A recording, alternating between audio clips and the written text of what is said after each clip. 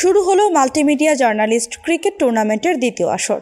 মঙ্গলবার ঢাকা বিশ্ববিদ্যালয়ের জগন্নাথ হলের ক্রিকেট গ্রাউন্ডে সকাল ৮টায় পদ্মা ফাইটার্স ও শোবিজ সিক্সার্সের ম্যাচ নিয়ে পর্দা ওঠে এবারের আসরের।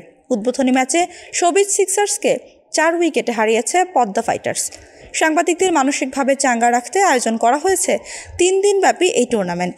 গত বছর মাল্টিমিডিয়া সাংবাদিকদের নিয়ে যাত্রা শুরু হয় এই প্রতিযোগিতার। এই দিন দ্বিতীয় ম্যাচে মেঘনা ভিক্টোরিয়ান্স টস জিতে ব্যাট নিয়ে ৫৪ রানের টার্গেট দেন কন্টেন্ট কিংসকে। জবাবে ৬ উইকেটে জয়লাভ করে তারা। তৃতীয় ম্যাচে ব্যাটে নেমে ১২১ রানের টার্গেট দেন ঢাকা কিংস। জবাবে ৩ বল থাকতে জয়ী হন ঢাকা কিংস। চতুর্থ ম্যাচ গ্রুপ পর্বের সর্বশেষ ম্যাচে এএস ওয়ারিয়র্স ১০৯ রানের টার্গেট দিলে করতে ব্যর্থ হন রয়্যাল ভিক্টোরিয়ান্স। ফাইনাল সহ প্রতিটি ম্যাচ ঢাকা বিশ্ববিদ্যালয়ের জগন্নাথ হলের ক্রিকেট গ্রাউন্ডে অনুষ্ঠিত হবে। ২ গ্রুপে বিভক্ত হয়ে এবারের আসরে অংশ নিয়েছে মোট ৮টি দল। ২ দিনের রাউন্ড টেবিল খেলার মাধ্যমে পয়েন্ট টেবিলের শীর্ষে থাকা ৪ দল খেলবে সেমিফাইনাল। বৃহস্পতিবার ফাইনালের মধ্য দিয়ে পর্দা নামবে এবারের আসরের।